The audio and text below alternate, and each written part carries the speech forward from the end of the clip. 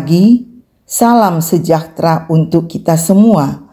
Puji Tuhan, kita bertemu lagi dalam Waktu Teduh Gereja Toraja Jemaat Bogor. Diambil dari Renungan Harian Toraya edisi hari Rabu 18 September 2024. Firman Tuhan pagi ini akan kita dengarkan dari kitab Amsal pasal 29 ayatnya yang pertama hingga ayatnya yang ke-27. Sebelum membaca dan merenungkan bersama firman Tuhan, mari memohon tuntunan Roh Kudus. Kita berdoa. Bapa kami yang di sorga, pagi ini kami mengucap syukur karena Tuhan masih mengaruniakan waktu untuk menjalani kehidupan ini. Tapi sebelum kami memulai aktivitas kami hari ini, kami akan bersama-sama membaca dan merenungkan firman Tuhan. Oleh karena itu, mohon tuntunan Roh Kudus-Mu untuk menguasai hati dan pikiran kami, sehingga kami dapat memahami kebenaran firman-Mu seturut kehendak-Mu saja. Dalam nama Tuhan Yesus, kami berdoa dan mengucap syukur. Amin. Bacaan kita dari kitab Amsal pasal 29 ayatnya yang pertama hingga ayatnya yang ke-27. Saya akan bacakan dari Alkitab Terjemahan Baru 2. Siapa menegarkan tengkuk, walaupun mendapat teguran-teguran, sekonyong-konyong akan diremukkan tanpa dapat dipulihkan lagi. Jika orang benar bertambah banyak, bersukacitalah rakyat. Tetapi jika orang fasik memerintah, berkeluh kesahlah rakyat. Orang yang mencintai hikmat menggembirakan ayahnya, tetapi siapa yang bergaul dengan pelacur menghabiskan harta. Raja mempertahankan negeri dengan keadilan, tetapi seorang yang menuntut banyak pajak meruntuhkannya. Orang yang menjilat sesamanya membentangkan jerat di depan kakinya. Orang yang jahat terjerat oleh pelanggarannya, tetapi orang benar akan bersorak dan bersuka cita. Orang benar mengetahui hak orang lemah, tetapi orang fasik tidak memahaminya. Pencemooh mengacaukan kota, tetapi orang bijak meredakan amarah. Jika orang bijak berperkara dengan orang bodoh ini mengamuk dan tertawa sehingga tak ada ketenangan. Orang yang haus darah membenci orang saleh, tetapi orang jujur mempedulikan nyawanya. Orang bebal melampiaskan seluruh amarahnya, tetapi orang bijak akhirnya meredakannya. Kalau pemerintah menuruti kebohongan, semua pegawainya menjadi fasik. Si miskin dan si penindas memiliki kesamaan. Tuhan memberi cahaya kepada mata mereka berdua. Raja yang menghakimi orang lemah dengan adil, tahtanya tetap kukuh untuk selama-lamanya. Tongkat dan teguran mendatangkan hikmat, tetapi anak yang dibiarkan saja mempermalukan ibunya.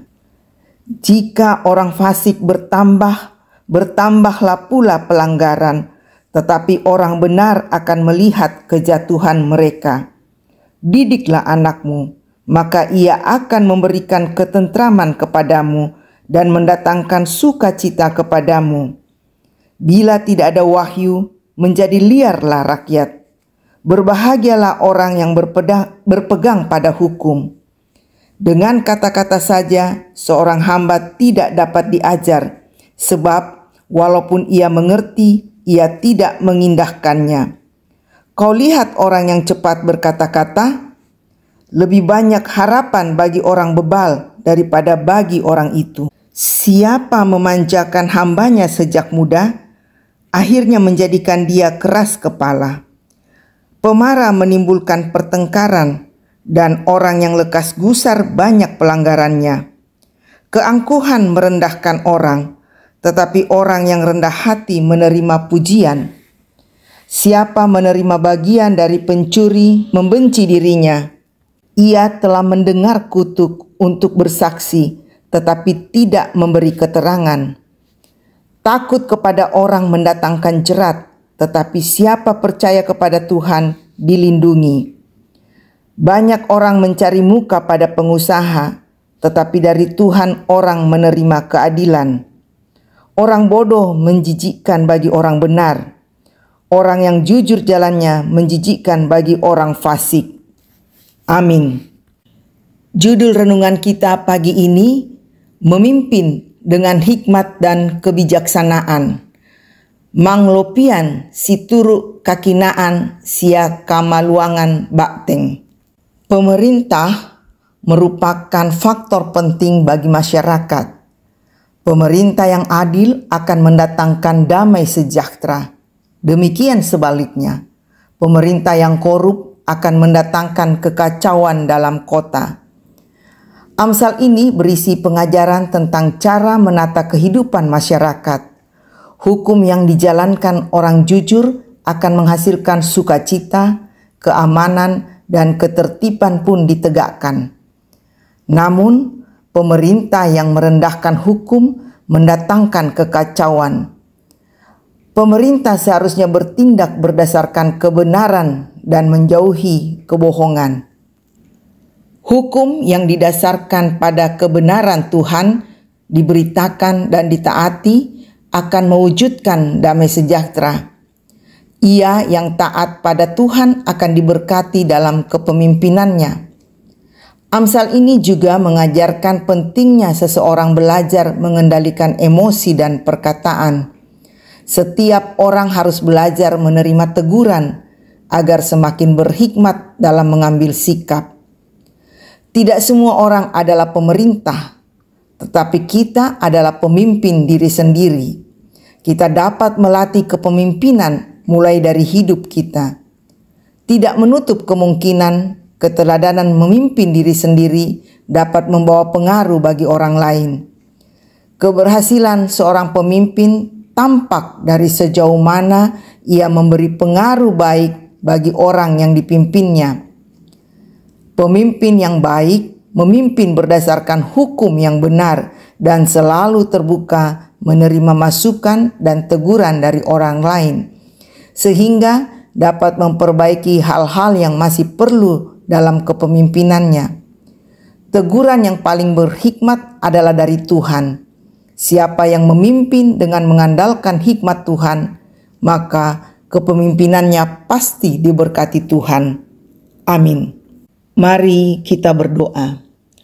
Tuhan Bapa dalam surga, terima kasih untuk firman yang sudah kami dengarkan.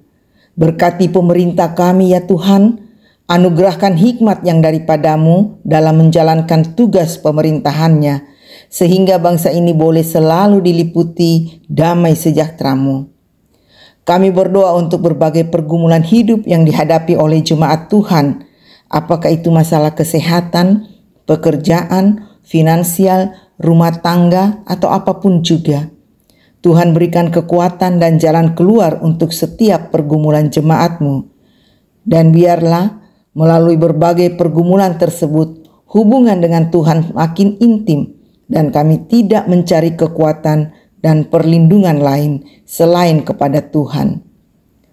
Untuk jemaat yang bersukacita karena berbagai alasan, Tuhan sempurnakan sukacita mereka dan segala ungkapan syukur dipanjatkan ke hadirat Tuhan. Pimpin kami sepanjang hari ini dan hari selanjutnya. Biarlah kami selalu melakukan hal yang menyenangkan hati Tuhan. Jauhkan dari kami melakukan hal yang tidak berkenan di hadirat-Mu. Dalam nama Tuhan Yesus kami berdoa dan mengucap syukur. Amin. Demikianlah waktu teduh pagi ini. Tuhan Yesus memberkati. Selamat beraktivitas.